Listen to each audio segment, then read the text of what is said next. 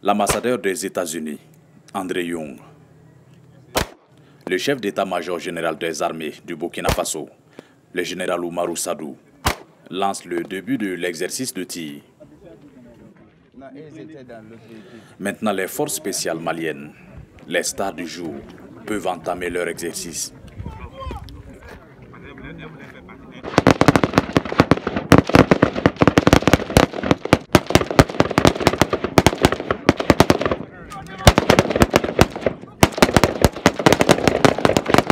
Les tirs sont à balles réelles. Les consignes de sécurité sont claires. Impossible de s'approcher.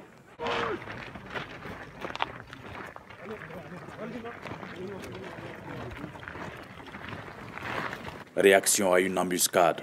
Tir de précision. Voilà ce qu'ont fait les soldats maliens aux côtés d'instructeurs américains.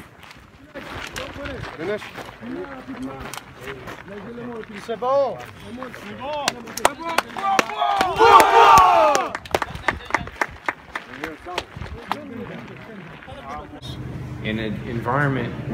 L'exercice Flintlock, c'est un exercice militaire qui comprend beaucoup d'aspects différents. L'aspect militaire fait partie justement de la réponse. Comme on avait parlé les représentants, il y a un aspect civilo-militaire, de la société civile, du respect des droits de l'homme. Et donc l'exercice militaire eux-mêmes ne sont qu'une seule partie d'une stratégie de sécurité qui est beaucoup plus ample et qui justement cet exercice tente de représenter.